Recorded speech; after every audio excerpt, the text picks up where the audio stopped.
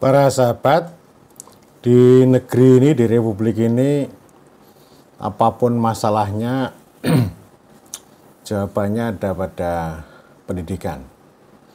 Pendidikan itu segala-galanya, bahkan menjadi sesuatu yang absolut, mutlak. Mudah-mudahan ini tidak menjadi absolutisme, bahkan fasisme ya. Kalau orang miskin melarat, ya dikatakan penyebabnya adalah pendidikan yang rendah. Bangsa ini tidak maju, ya pendidikan sebagai biang keroknya. Bangsa ini ya banyak masalah, penyebabnya adalah pendidikan. Jadi mengapa ada banyak masalah? Itu para pihak mengatakan ini faktor pendidikan. Karena itu pendidikan menjadi solusi ya. Jadi lalu bagaimana caranya? Ya pendidikan. Ya memang pendidikan ini dianggap sebagai kambing hitam atas segala masalah dan sekaligus juga sebagai solusi atas berbagai masalah. Tetapi mereka juga sering mengkritik tentang pendidikan yang amburadul, yang pokoknya banyak lah yang bilang itu carut marut. Pokoknya apa-apa kok pendidikan. Jadi ini bisa jadi masalah ya. Tetapi orang itu kan tidak pernah melihat bahwa kedaulatan politik gitu ya, yang itu ditegaskan dalam pembukaan konstitusi ya, memang salah satu tujuan kita mencerdaskan kehidupan bangsa, gitu kan. Tetapi sebelum bicara tentang 4 tujuan negara, itu ada sebuah prinsip tentang merdeka, bersatu, berdaulat, adil, dan makmur.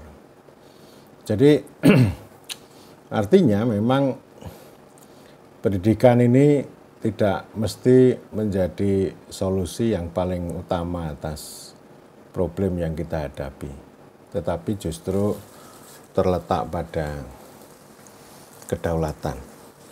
Dan memang kedaulatan sama pendidikan bisa dikaitkan juga.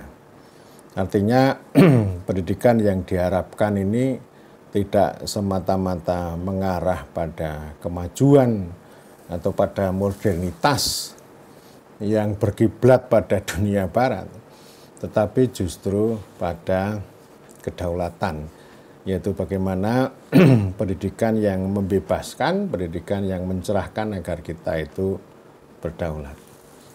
Tentu di dalam dunia pendidikan karena apa-apa sangat teknokratik, ya semuanya serba positivis, maka kita jauh dari dunia pendidikan, proses pendidikan yang betul-betul mencerahkan dan sekaligus juga membebaskan. Misalnya dalam hal ini ya, penanggulangan kemiskinan. Banyak orang termasuk para profesor mengatakan bahwa penyebab kemiskinan adalah pendidikan. Karena itu solusinya ya satu-satunya adalah pendidikan, dan ada seorang profesor yang memberikan contoh. Ya contohlah saya ini dari desa, dari keluarga biasa, bisa sekolah, bisa profesor, makanya bebas dari kemiskinan. Pendapat itu tidak salah, itu adalah transformasi yang melampaui proyek ya. Ya orang seperti saya kan juga begitu kan, karena bisa mengakses pada layanan pendidikan, maka itu kemudian bisa mentas yang tadinya jelata menjadi jelita, yang tadinya melarat menjadi tidak melarat atau menjadi makmur. Itu tidak salah. Jadi artinya pendidikan itu menjadi bagian dari transformasi jangka panjang. Tapi penting untuk dicatat bahwa orang-orang yang berpendidikan itu kan hanya untuk dirinya sendiri, ya, hanya untuk dirinya sendiri. Sementara itu ada banyak orang yang itu tidak bisa mengakses pendidikan dengan baik. Itu yang harus dicatat ya. Dan saya mengatakan begini bahwa Orang yang bisa mengenyam pendidikan dengan baik maka bisa mentas dari melarat menjadi kaya, menjadi makmur. Tetapi pendidikan bukanlah solusi untuk mengatasi kemiskinan. Yang hari ini ya, misalnya keluarga-keluarga yang miskin, mungkin anak-anaknya bisa dihentaskan menunggu sekian tahun yang kemudian, tetapi hari ini gitu ya. Hari ini itu ya kejadian masa lalu gitu. Kelanjutan masa lalu. Artinya kalau pendidikan itu sudah dinikmati mereka, maka hari ini keluarga miskin itu sudah sudah mentas. Ini sama dengan pengalaman saya terjun membicarakan, mendiskusikan soal kemiskinan 20 tahun yang lalu. Itu omongannya juga sama. Tapi 20 tahun kemudian kan pendidikan ini nggak bisa mengatasi orang miskin itu. Meskipun ada berbagai macam intervensi terhadap kemiskinan, ya, lalu angkanya turun gitu. Tetapi faktanya keluarga miskin itu kan selalu melahirkan anak-anak miskin baru. Dan ini masuk dalam lingkaran setan. Penting juga untuk ditegaskan bahwa ini ya, orang ya, itu tidak setiap saat akan membicarakan pendidikan. Tidak setiap saat. Tetapi pasti mereka setiap saat akan berbicara tentang panguripan atau kehidupan. Penghidupan ya, mohon maaf. Penghidupan ini ya soal lapangan pekerjaan, kemudian ekonomi, pendapatan gitu ya.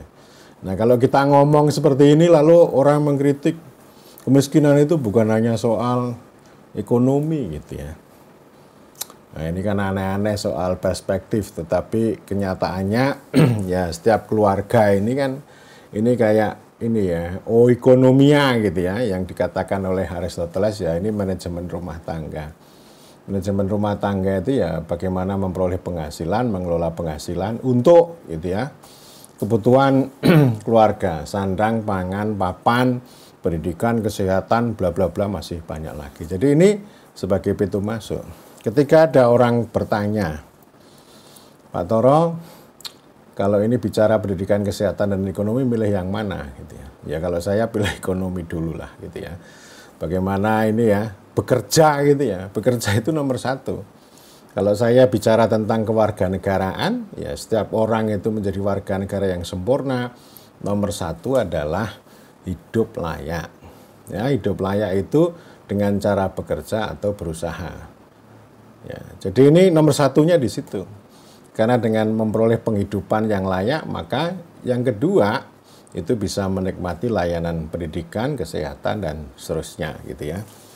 Nah ini pendidikan bukan berarti saya anti pendidikan, enggak. Saya 100% setuju bahwa orang yang bisa menikmati pendidikan dengan baik, maka akan mengalami mobilitas sosial.